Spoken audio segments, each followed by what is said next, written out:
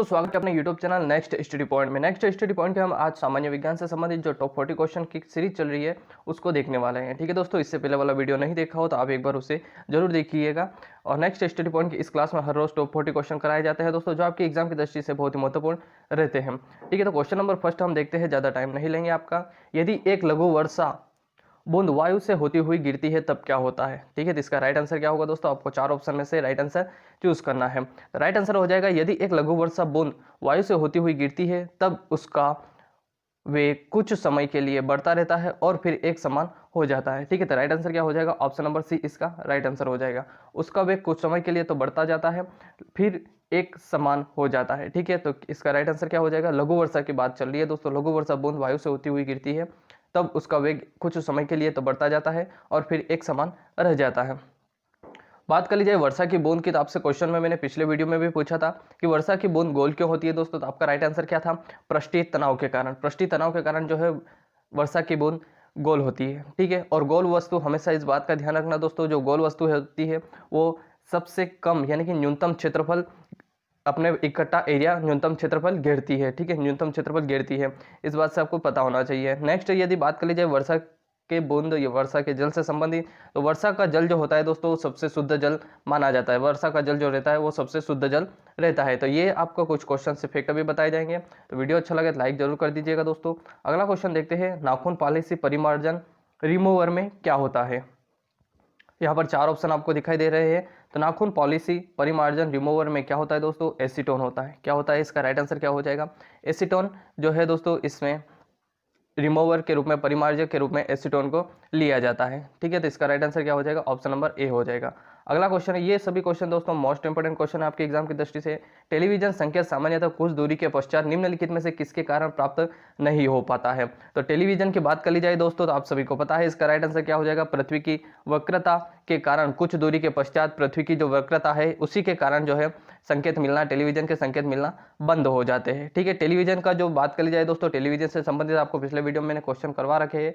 Television का जो है दोस्तों आविष्कार किसे माना जाता है, आविष्कारक कौन है, इसका राइट आंसर हो जाएगा जेएल बियर्ड जो है टेलीविजन का आविष्कारक है। ठीक है, और टेलीविजन में किस प्रकार के रंग होते हैं, तो टेलीविजन में यदि बात कर ली जाए तो टेलीविजन में मुख्यतः 3 प्रकार के जो प्राथमिक रंग होते हैं वो उसमें रहते हैं। ठीक है, तो वो कौन कौन से दोस्तों प्राथमिक रंग के बारे में आपको पता होना चाहिए। लाल रंग होता है प्राथमिक रंग, लाल प्लस हरा प्लस नीला, ये तीनों जो है प्राथमिक रंग के अंतर्गत आते हैं। ठीक है, और द्वितीय रंग के बारे में भी आपको पता होना चाहिए, तो पीला, मेजेंटा, पीकॉक। ठीक है, पीला, मेजेंटा, पीकॉक, नीला। पीकॉक नीला जो है वो आपका हो जाएगा द्वितीय कलर के अंतर्गत आते हैं। ठीक है, नेक्स्ट क्वेश्चन देखते हैं अपने, निम्नलिखित में से कौन सा एक माध्यम परास का पृथ्वी से वायु में प्रवाह करने वाला प्रक्षेपात्र है। ठीक है, तो यहाँ पर आपको उस प्रक्षेपात्र के बारे में पूछा गया है। तो राइट आंसर क्या हो जाएगा, आकाश जो प्रक्षेपात्र है इसी का राइट आंसर है। ऑप्शन नंबर डी इसका राइट आंसर हो जाएगा। जो पृथ्वी से वायु में प्रवाह करता है वो है आकाश। आकाश प्रक्षेपात्र जो है मोस्ट इंपोर्टेंट क्वेश्चन है यहाँ से आपके लिए। महिला में प्रायः कमी पाई जाती है, किसकी कमी पाई जाती है आप सभी को पता है, इसका राइट आंसर क्या हो जाएगा, तो आयरन जो इसका राइट आंसर हो जाएगा दोस्तों। ऑप्शन नंबर बी इसका राइट आंसर हो जाएगा। आयरन के बारे में आप सभी को पता है, महिला में प्रायः आयरन की कमी होती है। गर्भवती स्त्रियों में प्रायः आयरन की कमी पाई जाती है और साथ ही साथ कैल्शियम की जो है दोस्तों बहुत ही कमी हो जाती है। तो इस क्वेश्चन से इतनी जानकारी मिलती है। चलते हैं अगले क्वेश्चन पर, निम्नलिखित में से किस एक के पानी में विलीन होने पर शीतकार ध्वनि पैदा हो जाती है। ठीक है, शीतकार ध्वनि पैदा हो जाती है, बुलबुले उड़ जाते हैं। तो निम्नलिखित में से किसके एक पानी में विलीन होने पर शीतकार ध्वनि पैदा होती है। तो राइट आंसर क्या हो जाएगा दोस्तों, इसका जो राइट आंसर है बिना बुझा चूना। ठीक है, बिना बुझा चूना जो है दोस्तों जब जल में मिलाया जाता है H2O के, तो विलीन होने पर शीतकार ध्वनि पैदा करता है। ठीक है, क्या पैदा करता है, शीतकार ध्वनि पैदा करता है। तो इस क्वेश्चन से आपको मोस्ट इंपोर्टेंट क्वेश्चन है दोस्तों, ऐसे ही क्वेश्चन आपको एग्जाम में देखने को मिलेंगे। लोहे की कील से संबंधित दोस्तों 100% एग्जाम में ये तो पूछा ही जाता है, लोहे की कील में जंग लगने पर क्या होगा। ठीक है, लोहे की कील में यदि जंग लगती है तो उसमें क्या होगा, तो राइट आंसर क्या हो जाएगा, उसके भार में वृद्धि हो जाती है। ठीक है, क्या हो जाती है, उसके भार में वृद्धि हो जाती है। तो इसका राइट आंसर क्या हो जाएगा, ऑप्शन नंबर बी इसका राइट आंसर हो जाएगा। भार में कमी नहीं होगी, ये तो गलत ही हो गया। भार में कोई परिवर्तन, ये भी गलत हो गया। कोई भी परिवर्तन नहीं होता, ये भी गलत है। तो इसका राइट आंसर क्या है दोस्तों, भार में वृद्धि हो जाती है जब लोहे की कील पर जंग लग जाती है। जड़ का निर्माण कैसे हो दोस्तों, तो इसके बारे में हम समझेंगे। जड़ के बारे में पूरा जो डिटेल होता है दोस्तों, तो जड़ का निर्माण कैसे होता है दोस्तों, इसका जो राइट आंसर हो जाएगा वो हो जाता है रेसिडेंसर, इसको इंग्लिश में बोला जाता है रेडिसियल दोस्तों, और हिंदी में यदि आपको देखा जाए तो ऑप्शन नंबर ए इसका राइट आंसर हो जाएगा। जड़ का निर्माण कैसे होता है दोस्तों? मूलांकुर, मूलांकुर के द्वारा ही जड़ का निर्माण होता है, यानी कि रूट्स जो है, जड़ जो है रूट्स, वो रेडिसियल के द्वारा उसका निर्माण होता है। जड़ जो रहता है दोस्तों पौधों का एक ऐसा भाग है, पौधों का एक अवरोही भाग है। क्या है दोस्तों? जड़ जो है पौधों का एक अवरोही भाग है जो सूर्य के विपरीत चलती है। कहाँ चलती है दोस्तों? सीधे पृथ्वी धरती के अंदर अंदर चलती है, सूर्य के विपरीत। और जड़ क्या है दोस्तों, ये इसकी बात कर ली जाए तो जड़ दो प्रकार की होती है। ठीक है, जड़ कितने प्रकार की होती है? दो प्रकार की। एक होती है दोस्तों मूसला जड़ है, जिन्हें टेप रूट कहा जाता है। क्या कहा जाता है दोस्तों? टेप रूट कहा जाता है। और दूसरी होती है एडवेंटियस, यानी कि अपस्थानिक जड़। एडवेंटियस जो रहती है, अपस्थानिक रूट रहती है। तो ये दोनों आपके लिए बहुत ही मोस्ट इंपोर्टेंट है। अगला क्वेश्चन यदि बात कर ली जाए तो ये दोस्तों ग्रंथिल जड़ों में पाया जाता है। क्या पाया जाता है दोस्तों? राइट आंसर क्या हो जाएगा इसका? ग्रंथिल जड़ों में क्या पाया जाता है? बैक्टीरिया जो है दोस्तों ग्रंथिल जड़ों में पाया जाता है। ग्रंथिल जड़ें यानी कि नोड्यूलेटेड रूट्स की बात कर ली जाए तो इसके अंदर क्या पाया जाता है? बैक्टीरिया पाया जाता है। ठीक है दोस्तों, बैक्टीरिया जो है ग्रंथिल जड़ों में पाया जाता है। नेक्स्ट यदि यहाँ पर बात कर ली जाए अगले क्वेश्चन की देखा जाए तो जब बर्फ पिघलती है तब क्या होता है? यहाँ आपसे मोस्ट इंपोर्टेंट क्वेश्चन बनता है यहाँ से, जब बर्फ पिघलती है तब क्या होता है? तो राइट आंसर क्या हो जाएगा दोस्तों? आयतन में कमी आ जाती है। जब बर्फ पिघलता है तब क्या हो जाता है? आयतन में कमी आ जाती है। इसका राइट आंसर हो जाएगा।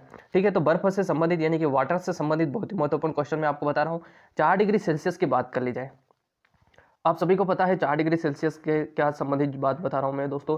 4 डिग्री सेल्सियस पर जल का घनत्व क्या रहता है? अधिकतम रहता है। क्या रहता है दोस्तों? जल का घनत्व अधिकतम रहता है। ठीक है, सभी द्रव गर्म किए जाने पर आयतन में बढ़ते हैं, परंतु जल जो है 0 डिग्री से 4 डिग्री सेल्सियस तक गर्म करने पर आयतन में घटता है, तथा 4 डिग्री सेल्सियस के बाद गर्म करने पर आयतन में बढ़ना शुरू कर देता है। तो ये आपको बात पता होना ही चाहिए। ठीक है, ये एक नॉर्मल फैक्ट है और जल के बारे में इतना जानकारी होना ही चाहिए। 1 ग्राम जल का ताप 1 डिग्री सेल्सियस बढ़ाने के लिए 1 कैलोरी ऊष्मा की आवश्यकता होती है। ठीक है, क्या होता है दोस्तों? यहां से मैंने आपको 3 चीजें बताई है। जब बर्फ पिघलती है तब क्या होता है? आयतन घटता है। और 4 डिग्री सेल्सियस पर जल का जो है घनत्व अधिकतम होता है। 2 बात हो गई। तीसरी बात मैं बता रहा हूं दोस्तों, ध्यानपूर्वक सोचना, सभी द्रव गर्म किए जाने पर आयतन में बढ़ते हैं, परंतु जल 0 डिग्री सेल्सियस से 4 डिग्री सेल्सियस तक गर्म करने पर आयतन में घटता है। ठीक है, यहां तक आपको समझ में आया? तथा 4 डिग्री सेल्सियस के बाद गर्म करने पर आयतन में बढ़ना शुरू कर देता है। ठीक है, 0 से 4 डिग्री सेल्सियस जो रहता है इसका सबसे 4 डिग्री सेल्सियस जो रहता है घनत्व अधिकतम रहता है। और नेक्स्ट यदि यहां से बात कर ली जाए तो जब जल का तापमान 1 डिग्री सेल्सियस तक बढ़ाया जाता है तो उसके लिए 1 कैलोरी ऊष्मा की आवश्यकता होती है। तो ये क्वेश्चन नंबर, इससे इतना जानकारी मिलता है। अगला क्वेश्चन देखा जाए दोस्तों, तो निम्नलिखित में से कौन सी हरित गृह गैस नहीं है? हरित गृह गैस नहीं है, तो यहां से आपका मोस्ट इंपोर्टेंट क्वेश्चन बनेगा।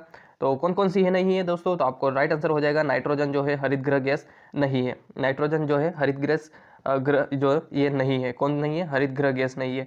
अब यहाँ पर हम हरित गृह गैस के बारे में समझेंगे। ठीक है, कौन कौन सी है?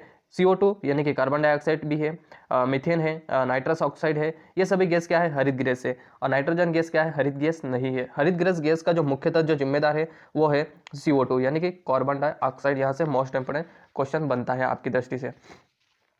यदि आपसे पूछा जाए क्वेश्चन, जो दोस्तों मैं मोस्ट इंपोर्टेंट क्वेश्चन या आपको बता रहे हैं हम, सोडियम पंप का कार्य कहां पर होता है? यदि आपसे ये क्वेश्चन पूछा जाए तो आपका राइट आंसर क्या हो जाएगा? हृदय की धड़कन के लिए। क्या होता है दोस्तों? हृदय की धड़कन के लिए सोडियम पंप का कार्य होता है। रक्त परिसंचरण की खोज दोस्तों, मान आपसे पूछा जाए यदि क्वेश्चन की रक्त परिसंचरण की खोज किसके द्वारा की गई थी, तो यहाँ पर 1628 में जो विलियम हार्वे है उन्हीं के द्वारा रक्त परिसंचरण की खोज की गई थी। और यदि सोडियम पंप का कार्य के बारे में पूछा जाए तो हृदय की धड़कन से संबंधित है। यहां से अगला क्वेश्चन देखिए दोस्तों, सागो क्या है? सागो में सबसे अधिक पाया जाने वाला तत्व कौन सा है? सागो की बात कर ली जाए दोस्तों तो सागो में सबसे अधिक पाया जाने वाला तत्व कौन सा है? लोहा। लोहा है जो दोस्तों जो सागो में सबसे अधिक सबसे अधिक पाया जाने वाला तत्व है लोहा।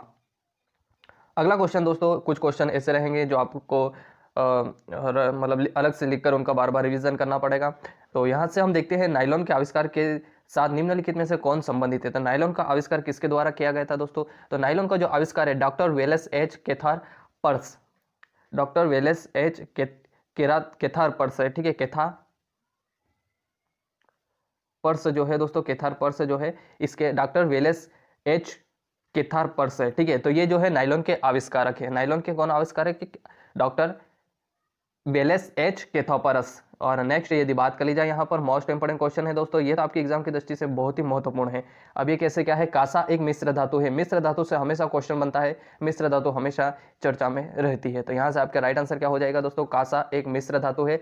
किस किस की है कासा, तो इसका जो राइट आंसर हो जाएगा वो हो जाएगा आपका ऑप्शन नंबर तांबा और टीन हो जाएगा। क्या हो जाएगा दोस्तों, तांबा और टीन जो रहती है, ये टीन है दोस्तों, तांबा और टीन का मिश्रण ही कांसा का मिश्रण है। अब कांसा का मिश्रण की बात कर ली जाए, तांबा जो रहता है वो रहता है 90% रहता है, और बचा हुआ 10% क्या रहता है दोस्तों, टीन रहता है, बचा हुआ 10% टीन है।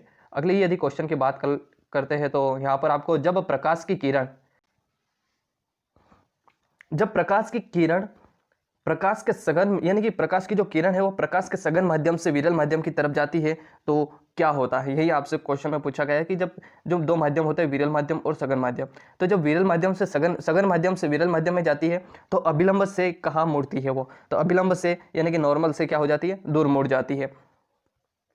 अगला क्वेश्चन देखिए दोस्तों, ऑक्सीजन निम्नलिखित में से धनात्मक ऑक्सीकरण अवस्था प्रदर्शित करता है, इनमें से कौन सा जो है धनात्मक ऑक्सीकरण अवस्था प्रदर्शित करता है दोस्तों, तो राइट आंसर जो हो जाएगा F2O। क्या है दोस्तों, F2O इसका राइट आंसर है। अब यहाँ पर आपको कुछ मोस्ट इंपोर्टेंट फैक्ट बता रहा हूँ दोस्तों। ऑक्सीकरण की यदि बात कर ली जाए तो F2O में धनात्मक ऑक्सीकरण अवस्था प्रदर्शित होती है, ठीक है, एक तो फैक्ट ये बन गया आपका। नेक्स्ट यहाँ पर देखा जाए तो ऑक्सीकरण संख्या के बारे में आपको पता होना चाहिए, ऑक्सीकरण के बारे में पता होना चाहिए। वह अभिक्रिया जिसमें किसी परमाणु की ऑक्सीकरण संख्या का मान बढ़ जाता है ऑक्सीकरण कहते हैं, ठीक है, यानी कि किसी भी परमाणु में ऑक्सीकरण की जब संख्या बढ़ जाती है तो उसे ऑक्सीकरण कहते हैं। और यदि बात कर ली जाए दूसरे पदार्थ की ऑक्सीकरण संख्या बढ़ा देता है, यदि कोई पदार्थ जब वह किसी भी परमाणु की ऑक्सीकरण संख्या घट जाती है तो उसे अवकरण कहते हैं। यहाँ से ऑक्सीकरण और अवकरण आपका मेन पॉइंट निकल के आ रहा है। ऑक्सीकरण का मतलब क्या होता है दोस्तों, ऑक्सीकरण कब होता है, जब किसी परमाणु की ऑक्सीकरण संख्या का मान बढ़ जाता है तो वहां पर ऑक्सीकरण होता है, और अवकरण क्या होता है दोस्तों, जब किसी परमाणु में की ऑक्सीकरण संख्या घट जाती है वहां पर अवकरण होता है। यहाँ पर इलेक्ट्रॉन का मोस्ट इंपोर्टेंट फैक्टर रहता है, इलेक्ट्रॉन जो त्यागता है, ठीक है, उसे ऑक्सीकरण कहते हैं, और इलेक्ट्रॉन के ग्रहण करने की जो रहती है, ठीक है, इलेक्ट्रॉन जो अपने इसमें जोड़ लेता है वो अवकरण रहता है। तो यहाँ से आपको 4 फैक्टर पता चले हैं। विद्युत अपघटन के नियम किसके द्वारा दिए गए थे, तो विद्युत अपघटन की बात कर ली जाए दोस्तों तो विद्युत अपघटन के नियम किसने दिए थे, फेराडे के द्वारा जो दिए गए थे विद्युत अपघटन नियम दिए गए थे, ठीक है, इन्हें ही क्या बोला जाता है, फेराडे के नियम भी बोला जाता है और विद्युत अपघटन के नियम भी बोले जाते हैं। फ्लेमिंग से दोस्तों हमने कल भी एक क्वेश्चन करा था, फ्लेमिंग के दाएं हाथ का नियम के बारे में हमने समझा था। अब यहाँ पर हम समझेंगे फ्लेमिंग के बाएं हाथ का नियम का उपयोग किसे ज्ञात करने के लिए किया जाता है, तो राइट आंसर क्या हो जाएगा, फ्लेमिंग के बाएं हाथ के जो नियम का उपयोग चुंबकीय क्षेत्र में चालक ले जाने वाली धारा की गति की दिशा को ज्ञात करने के लिए किया जाता है, ठीक है, तो चुंबकीय क्षेत्र में चालक ले जाने की जो धारा की दिशा है, धारा की गति है, उसकी दिशा को ज्ञात करने के लिए किया जाता है, ठीक है। तो यहाँ से आपको मोस्ट इंपोर्टेंट क्वेश्चन है ये, आपके एग्जाम की दृष्टि से बहुत ही हेयरफुल रहेगा, ठीक है। बात कर ली जाए अगले क्वेश्चन की, प्रयोगशाला उपकरण को बनाने के लिए उपयोग में लिया गया कांच कौन सा है, तो प्रयोगशाला में जो उपकरण बनाए जाते हैं दोस्तों, बीकर, फ्लास्क वगैरह और जो बर्तन वगैरह बनाए जाते हैं, जो उपकरण बनाए जाते हैं इस प्रयोगशाला में, ठीक है, जो कांच के बर्तन बनाए जाते हैं, ठीक है, जो भी दोस्तों उसमें यूज होते हैं प्रयोगशाला में, तो वो सभी क्या है दोस्तों, उन सभी के बारे में जो है कौन सा कांच यूज किया जाता है उनको बनाने के लिए, तो ये जो राइट आंसर हो जाएगा पायरेक्स कांच जो है दोस्तों उपयोग किया जाता है उन उपकरणों को बनाने के लिए। अब पायरेक्स कांच कैसे क्या होता है दोस्तों, पायरेक्स कांच को बनाने के लिए सोडियम सिलिकेट, वोरियम सिलिकेट का उपयोग किया जाता है। क्या क्या किया जाता है, पायरेक्स कांच को बनाने के लिए सोडियम सिलिकेट और वोरियम सिलिकेट का उपयोग किया जाता है, ठीक है दोस्तों। तो ये आपका मोस्ट इंपोर्टेंट क्वेश्चन बनता है यहाँ से। अगला क्वेश्चन देखिए दोस्तों, निम्नलिखित में से कौन सा एल्यूमिनियम का अयस्क नहीं है, तो निम्नलिखित में से कौन सा एल्यूमिनियम का अयस्क नहीं है, तो राइट आंसर हो जाएगा एजुराइट अयस्क। एजुराइट अयस्क जो है एल्यूमिनियम का अयस्क नहीं है। यदि आपसे पूछा जाए एल्यूमिनियम के अयस्क बताए तो क्रायोलाइट, फेल्सफोर और बॉक्साइट, ये तीनों क्या है, एल्यूमिनियम के अयस्क होते हैं। तेल एवं वसाओं का क्षारीय जल अपघटन देता है, क्यों देता है, क्या होता है दोस्तों, इसके बारे में हम आपको समझाएंगे। तो तेलों एवं वसाओं का क्षारीय जल अपघटन देता है साबुन एवं ग्लिसरॉल से, तो एक तो यहाँ पर आपको दिखाई दे रहा है साबुन, और नेक्स्ट हो जाएगा ग्लिसरॉल हो जाएगा। ग्लिसरॉल जो है इसके द्वारा, साबुन और ग्लिसरॉल द्वारा जो है तेलों एवं वसाओं का क्षारीय जल अपघटन देता है। ये जल अपघटन दोस्तों यहाँ पर ध्यान रखना। बात कर ली जाए सभी साधारण साबुन जो रहते हैं दोस्तों, वो रहते हैं उच्च वसी अम्ला जैसे अम्लों जैसे कि स्टीरिक, पॉलीमिक की बात कर ली जाए, ओलिक अम्ल की बात कर ली जाए, या फिर सोडियम तथा पोटेशियम के लवणों का मिश्रण होता है। ठीक है, किस किस का मिश्रण होता है? ओलिक अम्ल के सोडियम, पोटेशियम के लवणों का मिश्रण होता है। ठीक है, तो यहाँ से आपको जो मोस्ट इफेक्ट बात आपको बताई जाएंगी दोस्तों, तो ये दोस्तों आपको दो प्रकार के साबुन होते हैं, एक नहाने के लिए होते हैं और एक जो कठोर साबुन होता है और एक मुलायम साबुन होता है। ये दो आपको समझना है। ठीक है, कपड़ा धोने वाला साबुन कठोर रहता है, कड़े साबुन रहते हैं, और जो नहाने का साबुन रहता है स्नान के लिए वो रहता है मुलायम साबुन। तो इन दोनों के बारे में आपको यहाँ पर समझना है। यहाँ से जितने भी क्वेश्चन बनेंगे वो आपको हम बताते हैं। पहला देखिए, साबुन बनाने की क्रिया को क्या कहा जाता है। ठीक है, तो साबुन बनाने की क्रिया को क्या बोला जाता है दोस्तों? साबुनीकरण कहा जाता है। और नेक्स्ट यहाँ पर बात कर ली जाए कपड़ा धोने के साबुन, और इन दोनों के बारे में समझते हैं। ठीक है, वे साबुन जो उच्च वसीय अम्ला में जो सोडियम, उच्च वसीय अम्ला जो अपने अम्ल जो है सोडियम लवण में से कास्टिक सोडा जो रहता है, सोडियम लवण कह सकते हैं या कास्टिक सोडा कर सकते हैं, तो उनसे जो साबुन बनाया जाता है वो रहता है कड़ा साबुन, यानी कि जो कपड़े धोने वाला है कड़े साबुन रहते हैं। ठीक है, इसका उपयोग क्या होता है? कपड़े धोने के लिए होता है। और यदि हम नहाने की साबुन की बात कर ली जाए तो उच्च वसीय अम्ला के जो पोटेशियम लवण है, ठीक है, पोटेशियम लवण यानी कि कास्टिक पोटास का बात कर ली जाए तो वो रहता है मुलायम साबुन रहता है। ठीक है, जो कास्टिक पोटास से बनता है वो मुलायम रहता है, और जो कास्टिक सोडा से बनता है वो बनता है कठोर, यानी कि कड़े जो कपड़े धोने का साबुन रहता है। ठीक है, तो पोटेशियम जो कास्टिक पोटास का बना रहता है वो स्नान करने के लिए उपयोग किया जाता है।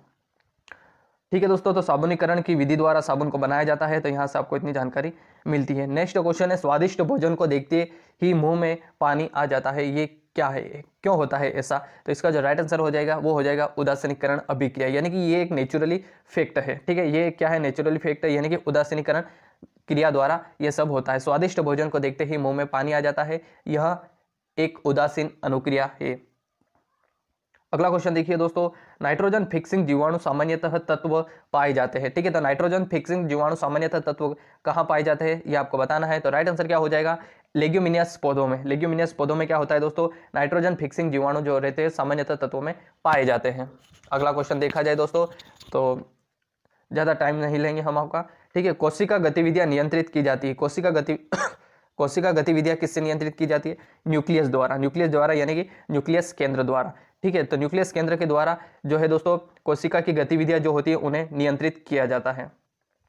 नेत्र लेंस की बात कर ली जाए, नेत्र लेंस की फोकस दूरी को एडजस्ट करने के लिए निम्नलिखित में से कौन नेत्र की सहायता करता है? ठीक है, तो ये जो क्वेश्चन है आपके मोस्ट इंपोर्टेंट रहेगा। नेत्र लेंस की फोकस दूरी को एडजस्ट करने के लिए सिलीचरी बॉडी नेत्र का प्रयोग किया जाता है। सिलियरी जो है, सिलीचरी रहता है, यहाँ पर च रहेगा या नहीं रहेगा, तो सिलीचरी बॉडी नेत्र की सहायता से जो है आप दूरी को एडजस्ट कर सकते हैं। ठीक है, क्या कर सकते हैं? एडजस्ट कर सकते हैं। अगला जो क्वेश्चन है आपके एग्जाम में बहुत सी बार पूछा हुआ है और आप सभी ने बहुत सी बार गलत भी कर रखा होगा। श्वसन क्या है दोस्तों? श्वसन क्या है? यहाँ पर आपको दो ऑप्शन में दिखाई देते हैं, या तो आपको केटाबोलिक एनाबोलिक दे दिया जाएगा या अपचयन उपचयन दे दिया जाएगा। ठीक है, ये ऐसा कैसा क्वेश्चन आपके एग्जाम में देखने को मिलेगा। ठीक है, तो श्वसन क्या है दोस्तों? अपचय अभिक्रिया है। क्या है दोस्तों? अपचय अभिक्रिया है।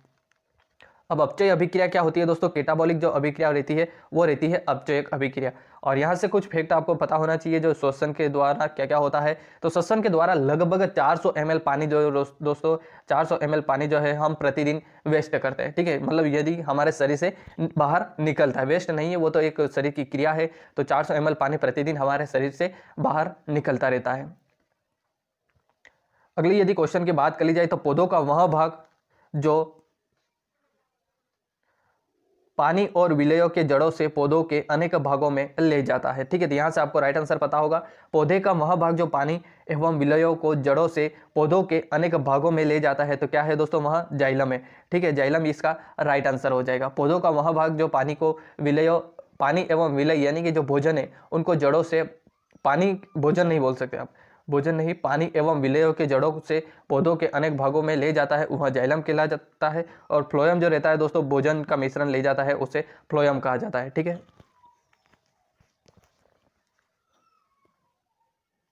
भोजन कैसे दोस्तों? भोजन की बात कर ली जाए तो फ्लोएम क्या है दोस्तों? जो बत्तियों द्वारा जो प्रकाश संश्लेषण की क्रिया के दौरान जो भोजन बनता है, पौधे में जो भोजन बनाया जाता है पौधों के द्वारा, तो उन्हें सभी यानी कि पौधे के हर एक भाग, हर एक जड़ या हर एक पत्ती तक पहुंचना, जहां तक आवश्यकता होती है पौधे को वहां तक पहुंचाने का कार्य, जो भोजन का कार्य रहता है, भोजन पहुंचाने का कार्य, वो रहता है फ्लोएम का।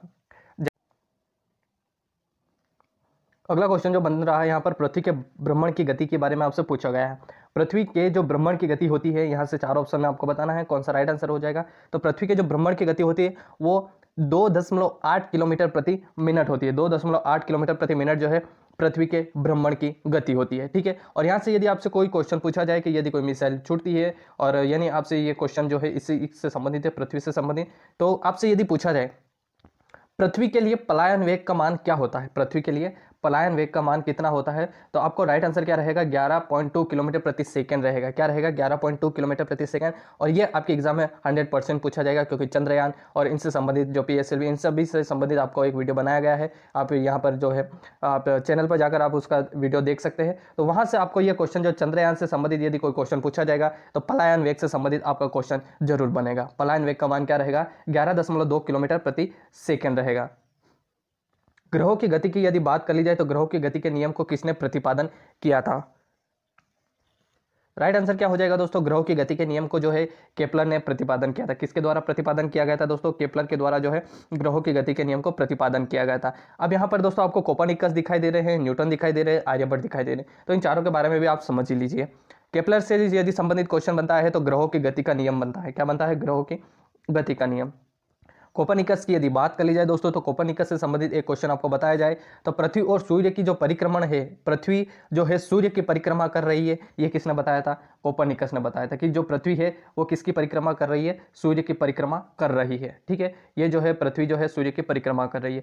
नेक्स्ट यदि बात कर ली जाए आर्यभट्ट की बात कर ली जाए तो आर्यभट्ट ने क्या क्या बताया था, शून्य की खोज कर दी थी आर्यभट्ट ने, और दशमलव पद्धति के बारे में भी बताया था। न्यूटन की बात कर ली जाए तो न्यूटन से संबंधित आपको पता ही है, न्यूटन ने क्या दिया था, गति का नियम दिए। गति के नियम के साथ साथ शीतलन का नियम भी जो है न्यूटन के द्वारा दिया गया था, ठीक है। शीतलन का नियम भी न्यूटन द्वारा दिया गया था।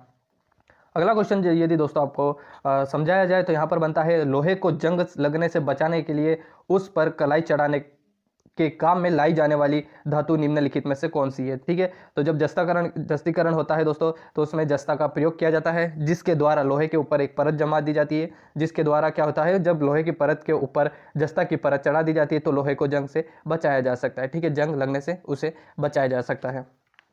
तो इसका राइट आंसर क्या हो जाएगा दोस्तों, ऑप्शन नंबर ए इसका राइट आंसर है, यानी कि क्या हो जाएगा, जस्तीकरण हो जाएगा, कलाई चढ़ाई जाती है जस्ते की।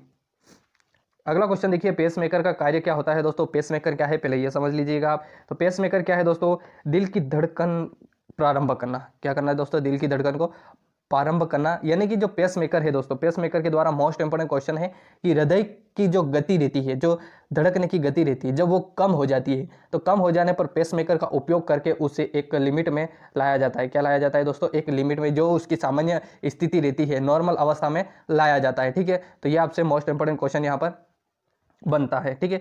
एक क्वेश्चन यहाँ पर देखिए दोस्तों, हृदय से संबंधित जो है, हृदय से संबंधित जो असामान्यताओं को पता लगाने के लिए ECG का प्रयोग किया जाता है। किसका प्रयोग किया जाता है, ECG का प्रयोग किया जाता है हृदय से संबंधित असामान्यताओं का पता लगाने के लिए। अब यहाँ पर ECG का फुल फॉर्म भी आप देख लीजिए, इलेक्ट्रोकार्डियोग्राफ इसका फुल फॉर्म होता है। तो ये आपकी एग्जाम की दृष्टि से बहुत ही महत्वपूर्ण रहेगा।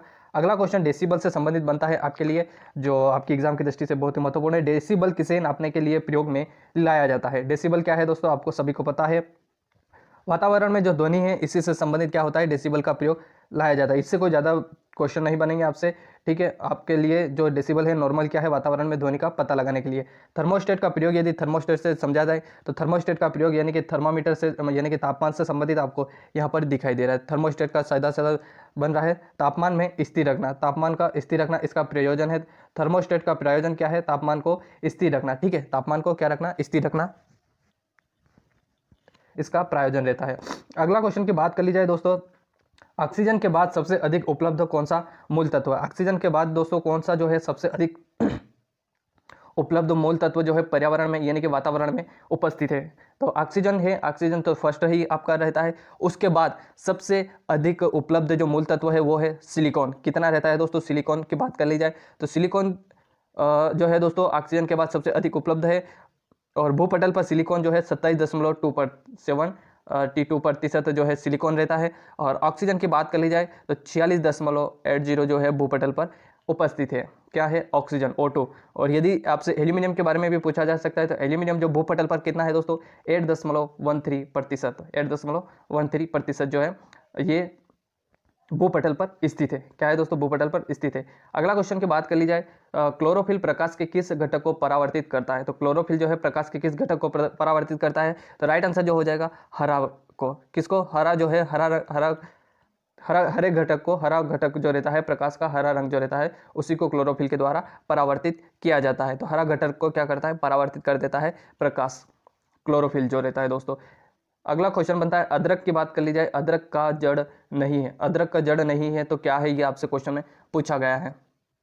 तो अदरक क्या है दोस्तों, अदरक जड़ नहीं है तो, सॉरी दोस्तों यहाँ पर मैंने क्वेश्चन में पढ़ने में मिस्टेक करी है। अदरक जड़ नहीं तना है क्योंकि, ठीक है, अदरक जड़ नहीं तना है, क्यों नहीं है ये आपको बताना है। तो राइट आंसर क्या हो जाएगा, इसमें गांठ और पोरिया होती है। ठीक है, यहाँ पर आपको ऑप्शन समझना है, पहला ऑप्शन में क्या क्या ऑप्शन दिए रखे हैं उसके बाद आपका राइट आंसर बनेगा। तो इसका अभी वर्तमान में जो यहाँ पर 4 ऑप्शन के अनुसार जो राइट आंसर बनता है, इसमें गांठ और पोरिया होती है, इसलिए अदरक जड़ नहीं तना है। ठीक है, अदरक जड़ नहीं तना है। इस वीडियो का लास्ट क्वेश्चन जो बनता है आपकी एग्जाम की दृष्टि से, हृदय की एक धड़कन में लगभग कितना समय लगता है। तो हृदय की एक धड़कन में आपको पता होना चाहिए 0.8 सेकेंड लगता है हृदय की एक धड़कन में। अब हृदय से संबंधित जितना भी मोस्ट क्वेश्चन है वो आपको समझते हैं। हृदय की बात कर ली जाए दोस्तों, तो हृदय के बारे में अभी पेसमेकर के बारे में भी आपको बता दिया है। हृदय की धड़कन लगभग 0.8, पहला क्वेश्चन तो यही आपको समझ लीजिएगा, 0.8 सेकंड समय लगता है एक बार धड़कने में। हृदय का भार कितना होता है दोस्तों, हृदय का भार देखा जाए तो 300 ग्राम होता है। हृदय का भार कितना होता है, 300 ग्राम होता है। और मनुष्य का हृदय जो सामान्यतः कितना बार धड़कता है, 72 मिनट, 1 मिनट में 72 बार धड़कता है। हृदय में लगभग 70 मिलियन लीटर रक्त पंप करता है। ठीक है, हृदय एक धड़कन में कितना, लगभग 70 मिलियन मिलीलीटर, 70 मिलीलीटर जो है रक्त पंप करता है दोस्तों। एक बार धड़कने पर 70 ml जो है रक्त को पंप करता है। ठीक है, और बॉडी तक पहुंचाता है। और भ्रूण की बात कर ली जाए दोस्तों, यहाँ पर जो है दोस्तों 72 मिनट बाद धड़कता है सामान्य अवस्था में, युवा अवस्था में। लेकिन जो भ्रूण है दोस्तों उसका जो है 150 बार हृदय धड़कता है। ठीक है, 1 मिनट में 150 बार हृदय धड़कता है, यानी कि प्रति मिनट 150 बार हृदय धड़कता है। यहाँ पर दोस्तों सामान्य जो अब इससे संबंधित जो क्वेश्चन बने थे अपने ईसीजी से संबंधित और पेसमेकर से, वो इससे पहले वाले अपने क्वेश्चन में बता दिए गए हैं। तो इतना जो जानकारी है दोस्तों ये आपको हृदय के बारे में पता होनी चाहिए। वीडियो अच्छा लगा तो लाइक, सब्सक्राइब और प्रेस द बेल आइकन दबाना है ताकि आने वाली हर वीडियो का नोटिफिकेशन आपको मिलता रहे। मिलते हैं नेक्स्ट वीडियो में, तब तक के लिए जय हिंद, जय भारत।